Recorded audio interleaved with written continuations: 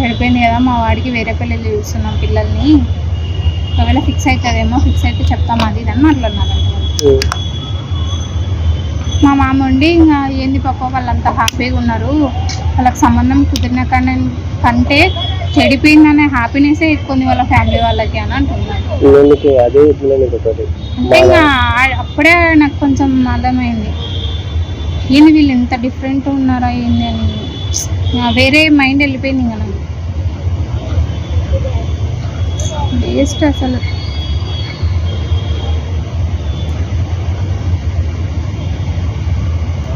ఈమె కూడా అనకూడదు అట్లా, తప్పు. ఇప్పుడు నువ్వు ఇచ్చే పొజిషన్ ఉంటే చెప్పాలా నువ్వు ఇస్తా అది ఇది అని, నువ్వు తర్వాత వాళ్ళ దగ్గర ఒక మాట అని నా ముందర ఒక మాట మాట్లాడకూడదు. నీ వల్లే ఇట్లా అయింది, నీ వల్లనే ఇంత బాధ వస్తుంది, నీ వల్లనే ఇట్లా అయిపోతున్నా అంటే అనకూడదు కదా, తప్పే కదా అది.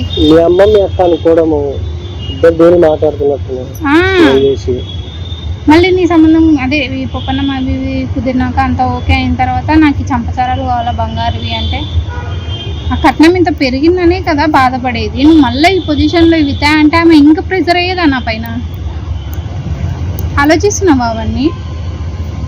నేను అడిగినా నేను అమ్మని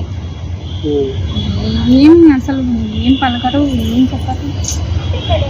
నిజం చెప్తున్నా చూడబ్బా, మా ఫ్యామిలీలో నాకు ఎవ్వరు నచ్చరు నిజం. నేను ఒక్కటే ఏమంటే, నాకు వచ్చే భర్త నన్ను అర్థం చేసుకోవాలా, వానికి నేను తప్ప, నేను వానికి తప్ప ఇంకెవ్వరు ఉండకూడదు మా దాంట్లో.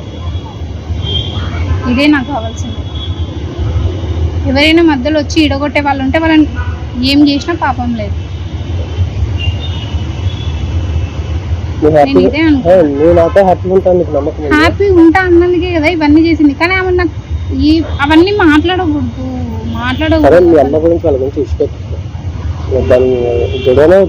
కట్నం వద్దు, అది గొడవనే వద్దు. ఇప్పుడు నీ ఇష్టం, మీ అన్న తర్వాత పెట్టా నీ ఇష్టము, మీ అన్న ఇష్టం. కానీ నేను అక్కడ ఫిక్స్ అయి వచ్చిన అంతే.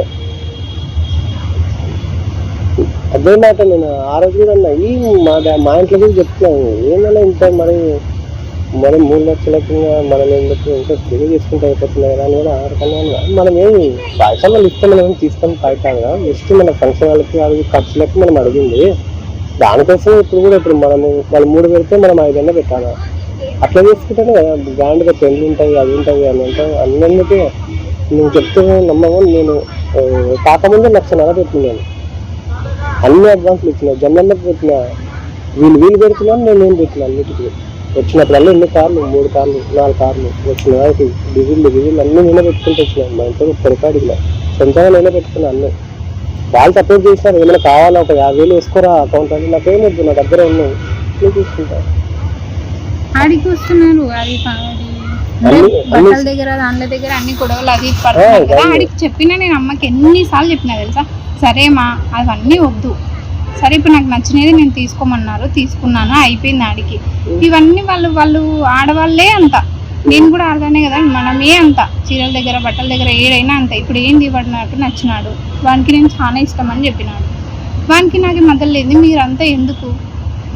సరే ఇప్పుడు ఒకటి ఈ పెళ్లి చీరలు ఒకటే కదా, అదేం రోజు కట్టుకొని నేను తిరగాను కదా, తర్వాతకి వాడు ఎంతనా పెడతాడు కదా, ఎందుకు అవన్నీ ఇప్పుడు దానిల కోసం ఎందుకు గొడవ పడుతున్నారు అని కూడా చెప్పిండు. పట్టీల దగ్గర కూడా గొడవనే తెలుసా, పట్టీల దగ్గర కూడా నన్నే అన్నాడు. వాళ్ళు ఏంది ఏందో అన్నాడంట, పాత ఏంటో కొత్త ఏంటో నాకు అవన్నీ తెలియదు. ఏందో 2 తులాలు 10 తులాలు ఏమో చెప్పిస్తా అంటే తక్కువ చేపించి పంపించినారంట. డబ్బులు నువ్వు ఇచ్చినావేమో తెలియదు, మీ అమ్మ మా వాళ్ళు అంటే మా దాంట్లో ఇట్లా 2 తులాలు చేపియాలని ఉంది మేము మాకు. కానీ ఆడేమైంది, తక్కువ చేపించి పంపించేసినారు. ఇక్కడ తక్కువ చేస్తే పంపించినారు, దానికి నాకే చూడు ఇంతనే, మేము ఇంత చెప్తే ఇంతే చేపించినారు. మళ్ళీ దగ్గర ఉండి ఏం చేసినావు, సెలక్షన్ చేసింది. కానీ మీ అమ్మ ఏమనిందంట, లేదు ఇవే బాగున్నాయి, ఇవే తీసుకో. ఆయన కూడా శాతం ఏమన్నాడు, ఫస్ట్ పాపకు చూపియండి, పాపకి ఎంగేజ్మెంట్ అంటున్నారు కదా, పెట్టండి, నచ్చలేదా మనం వాపస్ ఇచ్చి మనం వేరే తీసుకుపోండి. నేను అమ్మని ఏం చెప్పాలా, అమ్మ ఇప్పుడు ఒకటి తీసుకో, ఏదో ఒకటి. పెళ్ళయ్యేంత వరకు కొంచెం ఓపిక పట్టుకొని ఉంది, పెళ్ళయిన తర్వాత మాకు ఇష్టం వచ్చినట్టు మేము ఉంటాం కదా. అప్పుడు ఒకవేళ నాకు ఏది నచ్చితే అది నేను తీసుకుంటా. ఇప్పుడు ఎందుకు దానికి కూడా గొడవనా?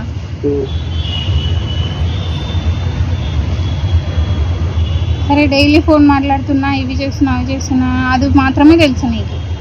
కానీ అట్లా చెప్పుకోలేను, బయటికి ఎవరికి చెప్పుకోలేను. ఏమంటే ఇప్పుడు రీజన్ ఏంది అని అన్నందుకు నేను చెప్పిన. ఇంకా కొన్ని మాటలు అన్నీ చాలా జరిగినాయి కానీ అవి నేను చెప్పేంత ఇది కూడా లేదు నాకు. అది బాధపడకపోతే ఎందుకు ఉంటాం, మైండ్ రిలీఫ్ చేసుకో.